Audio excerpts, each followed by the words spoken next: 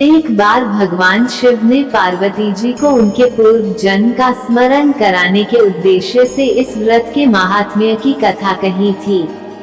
श्री भोलेशंकर बोले, हे गौरी, पर्वतराज हिमालय पर स्थित गंगा के तट पर तुमने अपनी बाल्यावस्था में 12 वर्षों तक अधोमुखी होकर घोर तप किया था।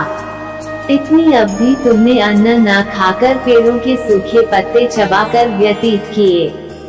माघ की विकराल शीतलता में तुमने निरंतर जल में प्रवेश करके तप किया।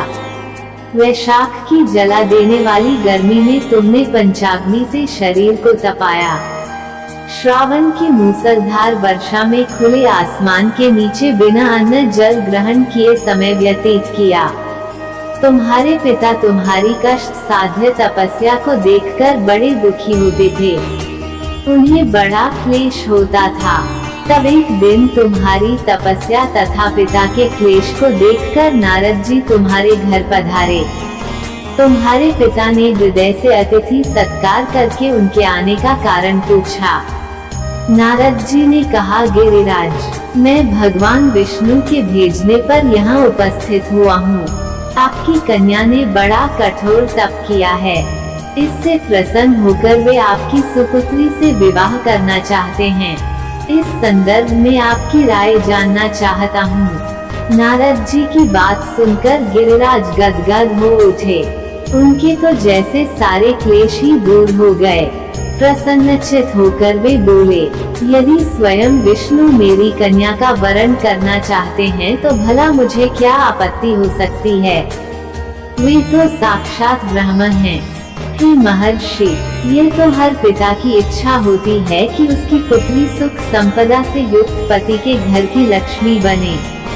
पिता की सार्थकता इसी में है कि पति के घर जाकर उसकी पुत्री पिता के घर से अधिक सुखी रहे। तुम्हारे पिता की स्वीकृति पाकर नारद जी विष्णु के पास गए और उनसे तुम्हारे ब्याह के निश्चित होने का समाचार सुनाया। मगर इस विवाह संबंध की बात जब तुम्हारे कान में पड़ी तो तुम्हारे दुख का ठिकाना न रहा। तुम्हारी एक सखी ने तुम्हारी इस मानसिक दशा को समझ लिया और उसने तुमसे उस विक्षिप्तता का कारण जानना चाहा। तब तुमने बताया, मैंने सच्चे हृदय से भगवान शिव शंकर का वरण किया है, किंतु मेरे पिता ने मेरा विवाह विष्णु जी से निश्चित कर दिया। मैं विचित्र धर्म संकट में हूँ। अब क्या करूँ? प्राण छोड़ देने के अतिरिक्त अब कोई भी उपाय शेष नहीं बचा है। तुम्हारी सखी बड़ी ही समझदार और सूझबूझ वाली थी। उसने कहा, सखी, प्राण त्यागने का इसमें कारण ही क्या है? संकट के मौके पर धैर्य से काम लेना चाहिए। नारी के जीवन की सार्थकता इसी में है कि पति रूप में हृदय से जिसे एक बार स्वीकार कर लिया, जीवन पर्यंत उसी से निर्वाह करें। सच्ची आस्था और एक निष्ठा के समक्ष तो ईश्वर को भी समर्पण करना पड़ता है।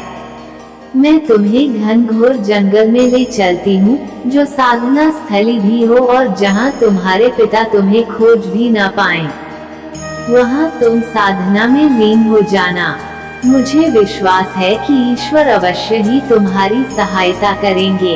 तुमने ऐसा ही किया। तुम्हारे पिता तुम्हें घर पर न पाकर बड़े दुखी तथा चिंतित हुए। वे सोचने लगे कि तुम जाने कहाँ चली गई। मैं विष्णु जी से उसका विवाह करने का प्रण कर चुका हूँ। यदि भगवान विष्णु बारात लेकर आ गए और कन्या घर पर न हुई तो बड़ा अपमान होगा। मैं तो कहीं मुंह दिखाने की योग्य भी नहीं रहूंगा।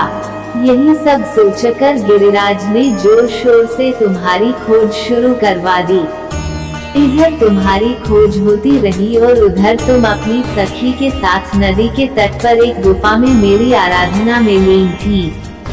भाद्रपद शुक्ल तृतीया को हस्त नक्षत्र था।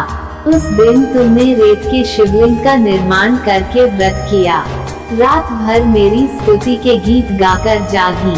तुम्हारी इस कष्ट साध्य तपस्या के प्रभाव से मेरा आसन डोलने लगा।